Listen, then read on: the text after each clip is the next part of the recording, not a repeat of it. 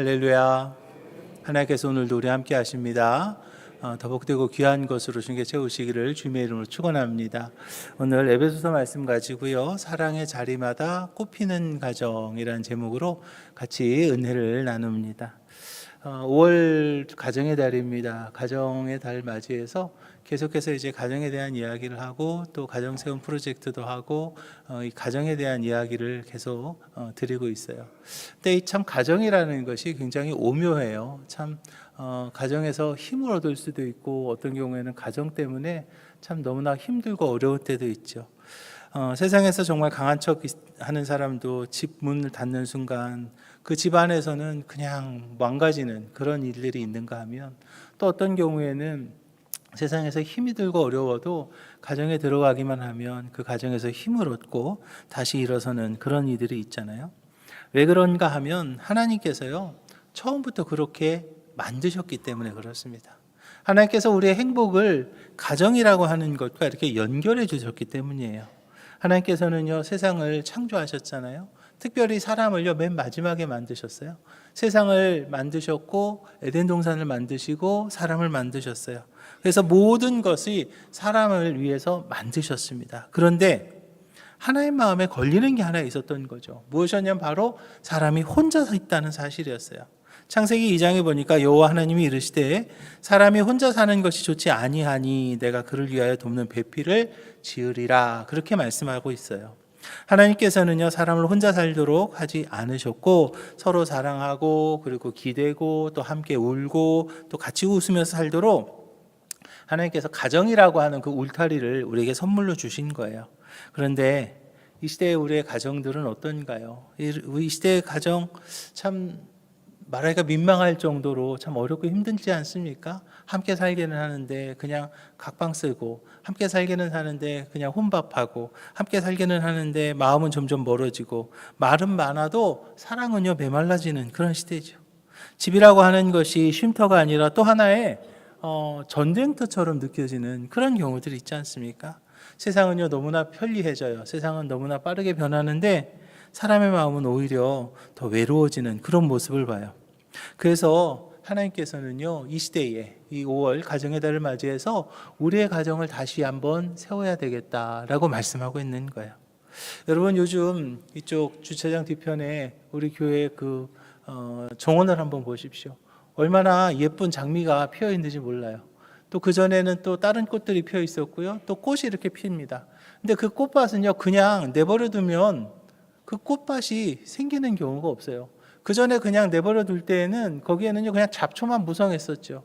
근데 지금은요, 계속 가꾸고 있습니다. 누군가가 계속 가꾸니까 이제 그곳에 아름다운 꽃밭이 이렇게 생기는 것처럼 가정도 마찬가지예요. 사랑도 기도도 말씀도 멈추게 되면 어느새 그 가정은요, 그냥 상처와 거리감이 자라나는 거예요. 근데 반대로 말씀으로 가꾸고 기도로 물을 주면 메말랐던 가정도요, 다시 꽃이 피기 시작하는 것을 우리가 볼 수가 있어요. 그렇습니다. 아름다운 가정은요, 완벽한 사람들만 모인 것이 아니에요. 서로의 부족함을 품으면서 같은 방향을 바라보는 그런 가정이 되어야 될 줄로 믿으시기 바랍니다. 때로는요, 의견이 좀 다를 수 있어요. 때로는 말씀 앞에서, 그렇지만 의견이 다르지만 그러나 말씀 앞에서 함께 무릎 꿇을 수 있을 때, 할렐루야, 그 가정은요 복된 가정이 되는 거예요. 세상은요 성공한 가정을 부러워합니다. 그러나 하나님께서는요 살아있는 가정을 기뻐하시는 것을 믿으시기 바랍니다. 겉으로 화려한 집보다 사랑이 흐르는 집을 하나님께서는요 더 귀하게 여기시기 때문이에요. 그래서 오늘 33절에서 말합니다. 너희도 각각 자기 아내 사랑하기를 자신같이 하고 아내도 자기 남편을 존경하라 그랬어요. 남편은요 사랑으로 품어야 되고요, 아내는 존중으로 세우고요, 자녀는 순종으로 배우고, 부모는 믿음으로 양육하며 가족 모두가 자기의 자리, 본인의 자리를 지킬 때에 하나님께서 그 가정에 아름다운 복된 사랑의 꽃을 피우게 하시는 것을 믿으시기 바랍니다. 결국 행복한 가정은요 사랑을 받으려고 하는 사람보다 사랑을 주려고 하는 사람이 많을 때 그때 행복한 가정이 이루어지는 거거든요. 사랑하는 오목존 교회 성도 여러분, 하나님은요 우리 가정이 단지 버텨나가는 수준이 아니라 복음 안에서 다시 살아나기를 원하시는 거예요. 상처가 조금 있을 수도 있어요. 조금 흔들릴지도 모릅니다. 그러나 여러분, 하나님의 말씀 위에 다시 서게 되면 하나님은요, 무너진 곳에서도 다시 꽃을 피우게 하실 줄로 믿으시기 바랍니다. 시편 16편에서 말하잖아요. 내가 여호와를 항상 내 앞에 모심이요 그가 나의 오른쪽에 계심으로 내가 흔들리지 아니하리로다 그랬어요. 5월 가정의 달입니다. 우리 오목촌교회 모든 가정들이 사랑의 자리가 회복되고 기도의 불이 다시 살아나고 예수 그리스도의 은혜가 따뜻하게 머무는 아름다운 신앙의 명문가들을 다 이루시기를 주님의 이름으로 축원합니다. 그러기 위해서 먼저 우리가 해야 될 것이 있는데 그것이 뭐냐면 먼저 사랑하는 사람이 가정을 살릴 줄로 믿으시기 바랍니다. 먼저 사랑하는 사람이 가정을 살린다는 거죠. 그런데 그럼 먼저 사랑하는 사람이 누구인가? 행복한 가정을 이야기합니다. 사랑이 꽃피는 가정을 이야기할 때 하나님께서요 먼저 얘기하시는데 누구를 얘기하시면 바로 남편을 얘기합니다. 제가 볼 때는 여성들이 더 많이 문제가 있지 않을까라는 그냥 생각만 해봤어요. 근데 성경에서는 남편에게 먼저 얘기한다는 거예요. 이게 성경적입니다. 이유는 뭐냐면 가정의 온도는요 바로 남편의 사랑에서부터 결정되기 때문이에요. 세상에서는요 이렇게 얘기합니다. 남편은 그냥 경제적인 책임만을 얘기해요. 좀 잘 벌어다 줬잖아. 내가 밥 안 굶겼잖아. 내가 벌어다 준 것 가지고 지금까지 살았잖아. 그렇게 얘기합니다. 그러나 물론 그 책임감이 너무나 중요해요. 그러나 하나님께서는요 그보다 더 본질적인 것을 이야기하시는 거예요. 남편을 단순히 생계를 책임지는 사람으로 세운 게 아니시기 때문이에요. 하나님은요 남편을 사랑을 흘려보내는 사람으로, 할렐루야, 사랑을 흘려보내는 사람으로 남편을 세우신 줄로 믿으시기 바랍니다. 그래서 예수님이 누가복음 12장에서 이렇게 말합니다. 그러므로 내가 너에게 이르노니 목숨을 위하여 무엇을 먹을까 몸을 위하여 무엇을 입을까 염려하지 말라라고 말하죠. 여호와 이레의 하나님이신 줄로 믿으시기 바랍니다. 여호와 이레의 하나님은요 우리 먹고 사는 그 문제 이전에 사랑 없이 메말라가는 그 영혼을요 하나님은 더 안타까워 하신다는 거예요. 그래서 성경에서 남편에게 너 돈 잘 벌어와 라고 말하지 않았다는 거예요. 남편에게 성공하라 라고 말하지 않았어요. 남편에게 뭐라고 말합니까? 먼저 사랑하라 라고 말해요. 오래전에 들었던 이야기예요. 사고로 하반신을 쓰지 못하게 되어서 평생 침상에서 지낸 집사님이 계셨어요. 세상의 눈으로 보면 남편인데 사고가 난 거예요. 그냥 평생 침상에만 있을 수밖에 없었어요. 하반신이 마비입니다. 세상의 눈으로 보면 아무것도 해줄 수 없는 사람처럼 보였어요. 그런데 그 아내가 이렇게 고백합니다. 우리 남편 때문에 우리 집은 너무나 따뜻합니다. 그 자녀들이 고백합니다. 아버지의 기도가 우리를 여기까지 오게 했습니다. 몸은 멈추었지만 그 아버지로부터 흘러나오는 사랑이 있었기에 그 온 가족을 일으켜 세울 수 있었던 거예요. 그렇습니다. 가정을 붙드는 힘은요 완벽함이 아니에요. 가정을 붙드는 힘은요 바로 사랑임을 믿으시기 바랍니다. 그래서 사도 바울은 에베소 5장에서 남편들 아내 사랑하기를 그리스도께서 교회를 사랑하시고 그 교회를 위하여 자신을 주심같이 하라라고 말했어요. 그리스도께서 교회를 사랑하시고 그 교회를 위하여서 자신을 주심같이 남편들아 사랑하라라고 말합니다. 예수님께서 사랑한 것처럼 남편들도 사랑하라는 거예요. 예수님의 사랑이 어떤 사람입니까? 예수님의 사랑은요 바로 십자가의 사랑이죠. 우리는요 죄인이었어요. 죄 때문에 이 땅에서 고통받고 억압받고 힘들게 살다가 결국에는 죽어서까지도 지옥 갈 수밖에 없었던 게 제 모습이었고 또 여러분들 모습이었어요. 근데 하나님께서는 저와 여러분들을 지옥에 보낼 수가 없어서 하나밖에 없는 아들 예수님을 이 땅에 보내셨고 그 예수님께서 십자가 달려 돌아가시면서 우리의 모든 죄를 다 담당해 주셨죠. 이제 우리는요 그것을 믿기만 하면 나의 죄의 문제가 다 해결되었고 이제 우리는 더 이상 지옥 가지 않고 어디 가요? 천국 가게 된 거예요. 우리는요, 아무런 수고도 한 게 없습니다. 아무런 노력도 한 게 없어요. 그냥 믿기만 한 거죠. 예수님께서는요, 그 어떤 대가를 바라지 않으셨어요. 그냥 사랑해 주신 거예요. 뭐 상대가 자격이 있어서 뭐 사랑할 만하니까 사랑할 만해야 사랑하지, 아니에요. 자격이 있어서가 아닙니다. 끝까지 얼마나 더 해야 돼? 끝까지 품어주는 그런 사랑이 바로 예수님의 사랑이었고요. 계산하지 않고 하는 사랑, 되돌아올 것을 기대하지 않고 먼저 내어주신 사랑, 그 사랑이 바로 예수님의 사랑인데, 남편의 사랑이 그런 사랑이 되어야 된다는 거예요. 왜 남자들은 아멘 안 해? 할렐루야. 여러분, 사랑이요, 그리고 감정만이 되어서는 안 되는 거죠. 사랑은요, 행동이 있어야 됩니다. 말 한마디에 사랑이 담겨야 됩니다. 눈빛에 온기가 있어야 돼요. 작은 배려 속에 따뜻함이 흘러야 되는 거예요. 어떤 분이요, 세상에서는 누구보다 친절해요. 사람들한테는 다 그냥 아유, 저분은 그냥 너무나 배려심이 많고 정말 사람들 정말 잘 대해주시는 분이야. 그런데 집에 들어가면요, 그냥 무뚝뚝한 그런 분이 있죠.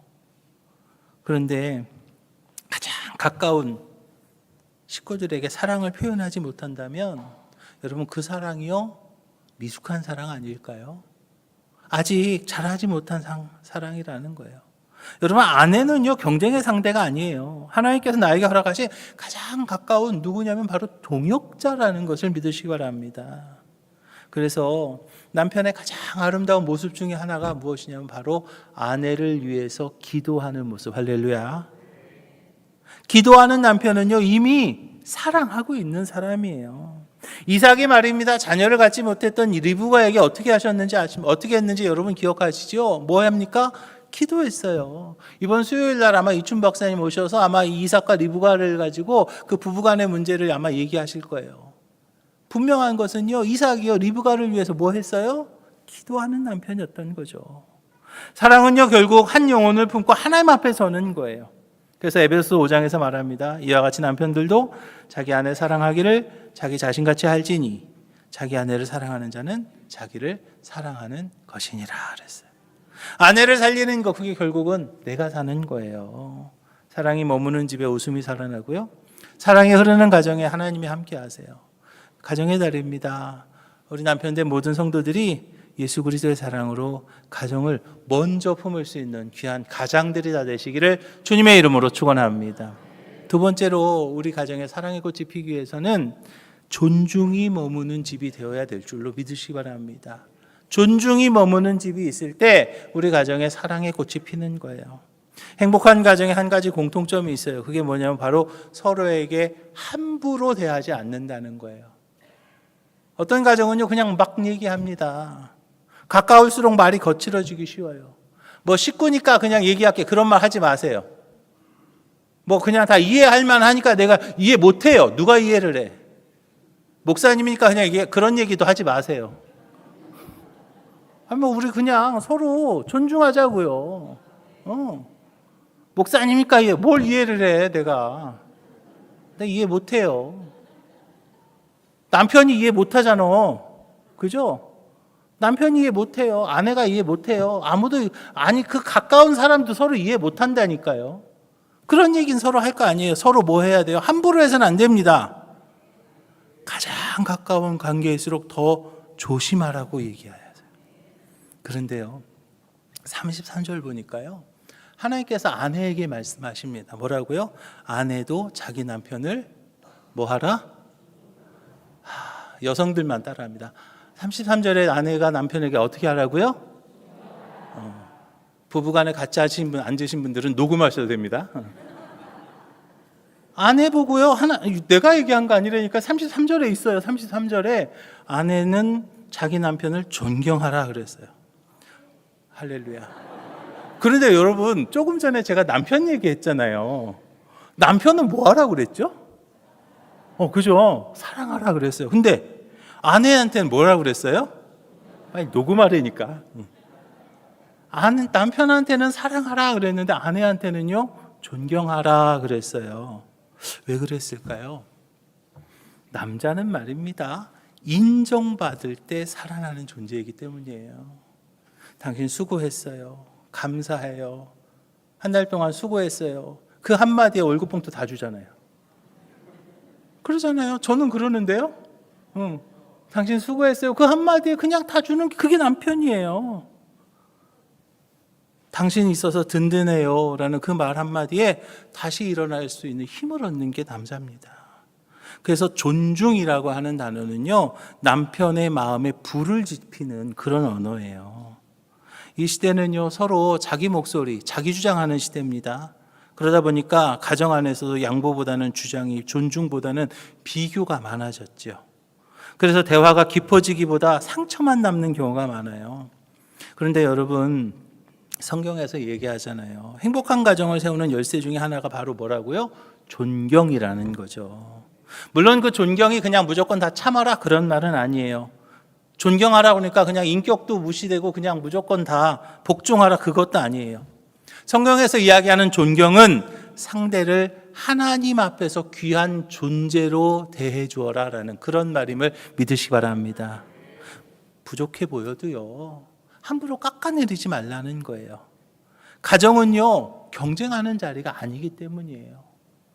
공동체도 마찬가지예요. 경쟁하는 자리가 아니라는 거예요. 서로 뭐 하는 자리에 세워주는 자리라는 거죠. 성경을 보면은요, 참 대단한 사람 중에 하나가 저는 아론이라고 생각합니다. 아론은요, 모세를요, 지도자로 섬깁니다. 근데 모세가 동생인 건 여러분 다 아시죠?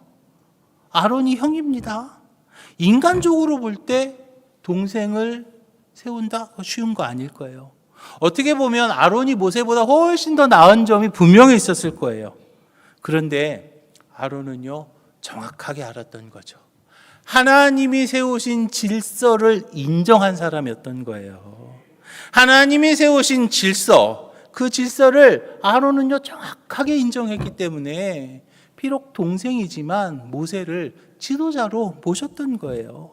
다윗도 마찬가지입니다. 사울 왕이 어떻습니까? 막 흔들리는 사람이었어요. 부족한 사람이었습니다. 그러나 다윗은요, 분명한 그런 인식이 있었어요. 누구고? 사울 왕이 하나님이 세우신 사람이라는 그 사실을요, 다윗은요, 결코 가볍게 여기지 않았던 거죠. 이렇게 신앙이라는 것은요, 결국 하나님을 바라보는 눈으로 사람을 대할 때, 하나님을 바라보는 눈으로 상대를 대할 때, 그것이 진정한 신앙인의 모습임을 여러분 기억하시 바랍니다. 아내가 남편을 존중하는 거, 그거 마찬가지예요. 남편이요, 완벽한 남편이 있습니까?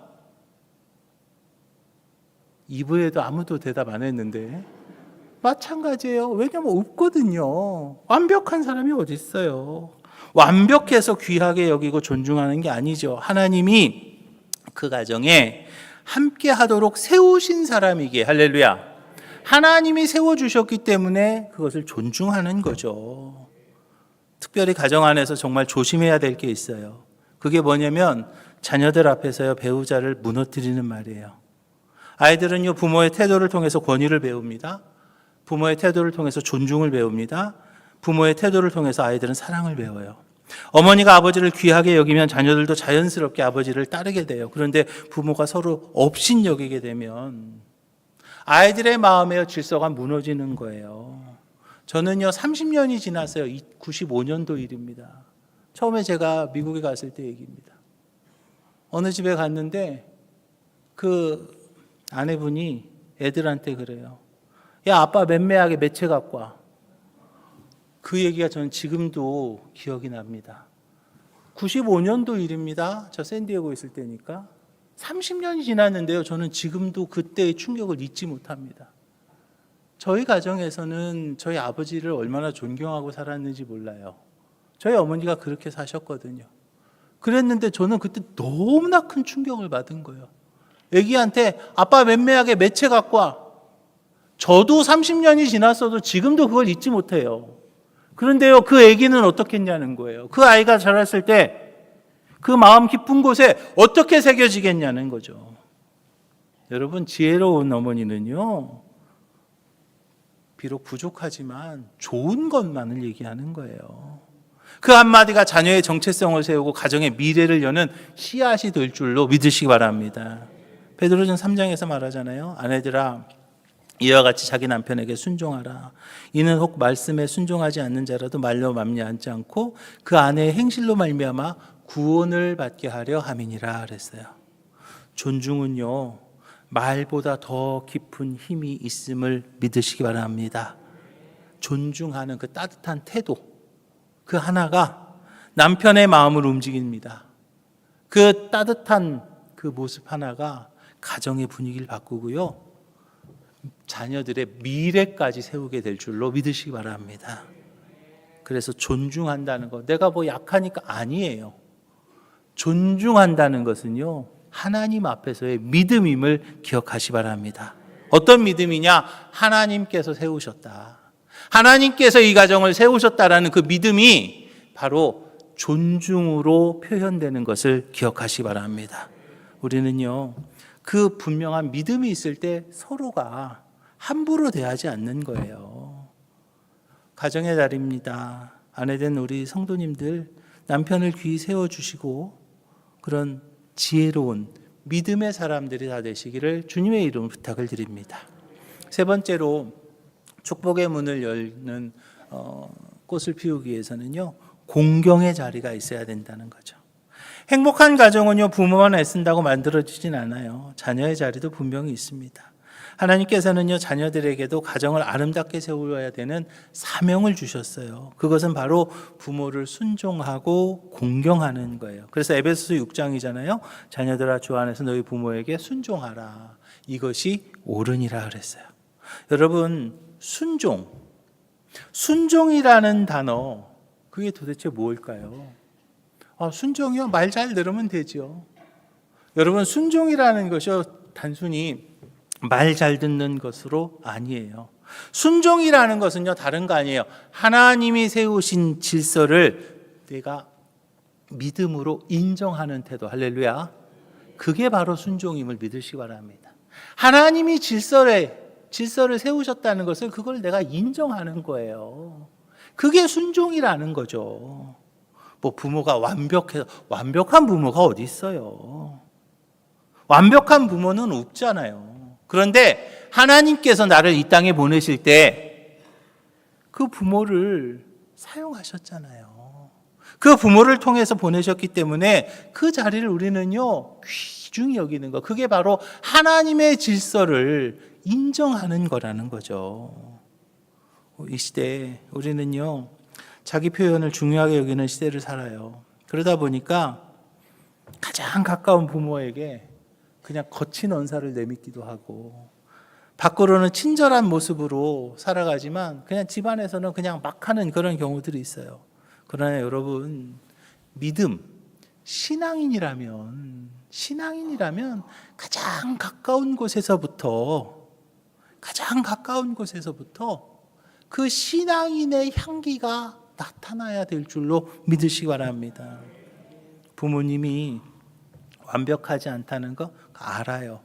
실수하실 수도 있죠. 오해할 수도 있습니다. 때로는 서운한 말도 있었을 거예요. 그러나 그 어머니의 잔소리 속에는 눈물이 있고요, 아버지의 무뚝뚝함 속에는요, 말 못할 책임감이 있는 것을 우리는 기억해야 되겠어요. 그 사랑을 우리가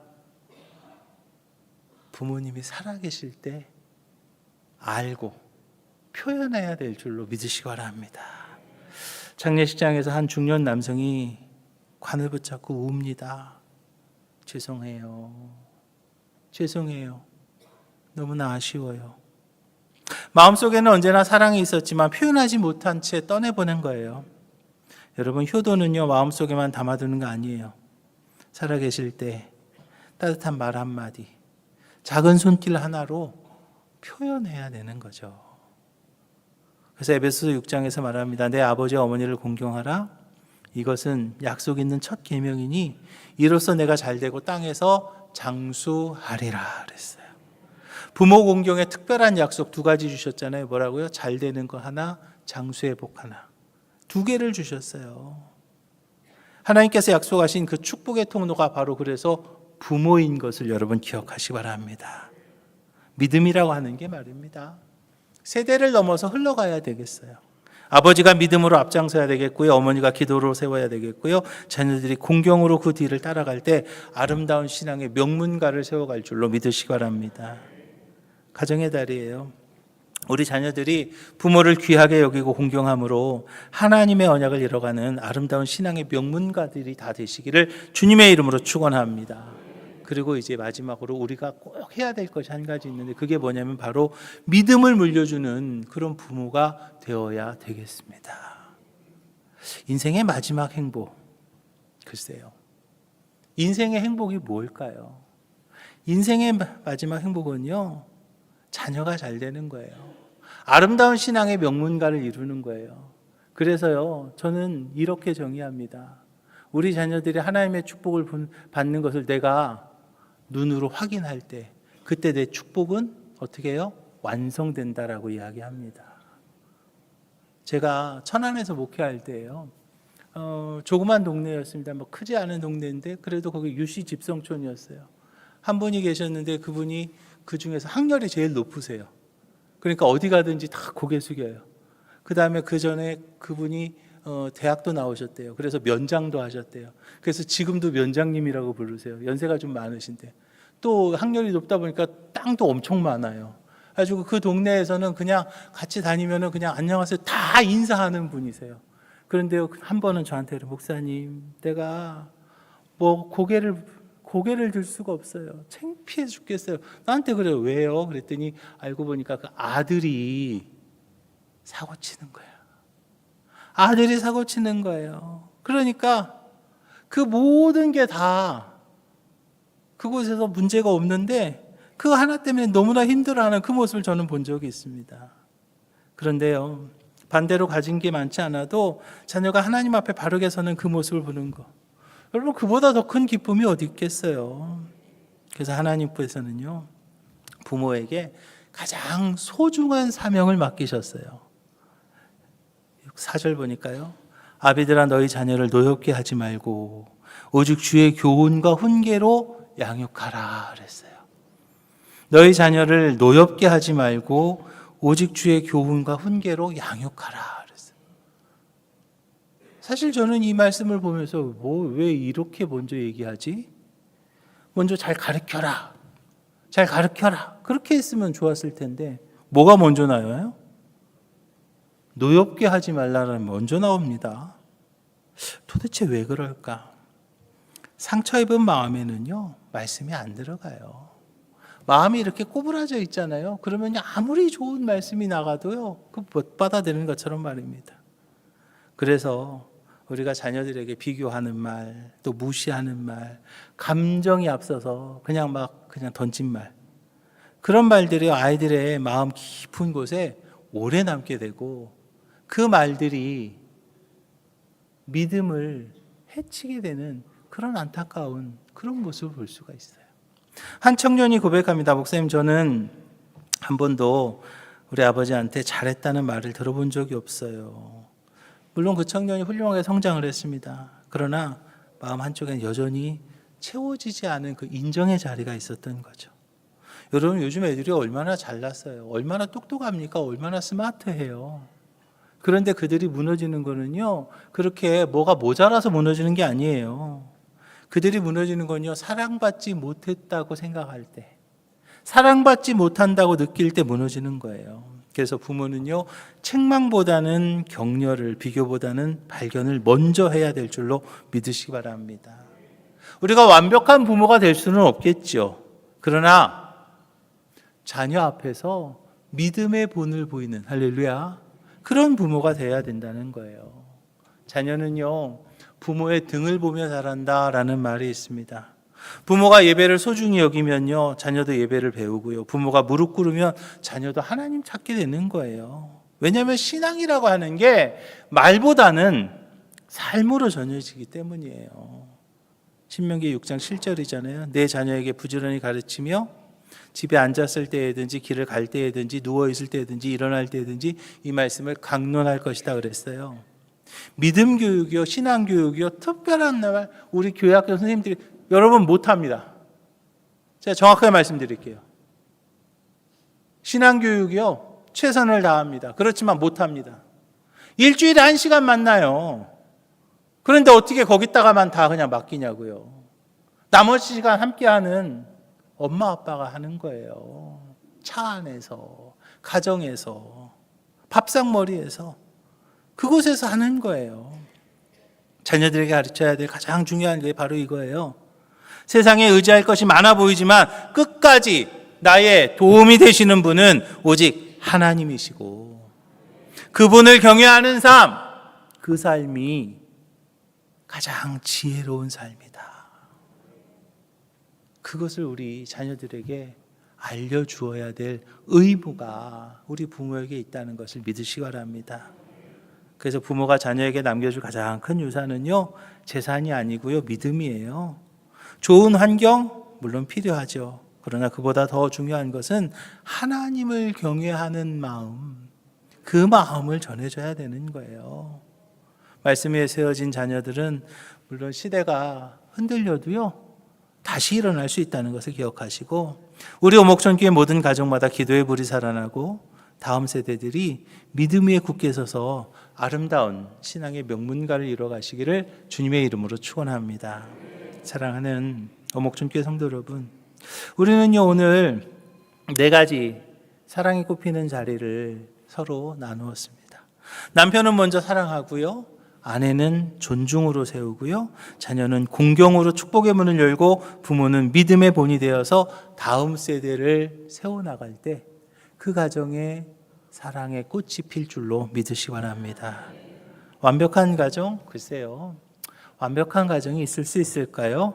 그러나 하나님의 말씀 위에 다시 서는 가정은요, 우리가 얼마든지 만들 수 있는 거예요. 비록 상처가 있다 할지라도, 부족함이 좀 있다 할지라도, 예수 그리스도의 은혜 안에서 각자 자신의 자리를 지킬 때에 하나님께서는요 그 가정을 친히 붙잡아 주신다는 것을 기억하시고, 5월 가정의 달입니다. 우리의 가정마다 사랑의 자리가 회복되고 존중의 말이 살아나고 믿음이 세대를 넘어서 흘러가는 아름다운 신앙의 명문가를 이루는 우리 오목전교회 모든 성도님들이 다 되시기를 주님의 이름으로 축원합니다.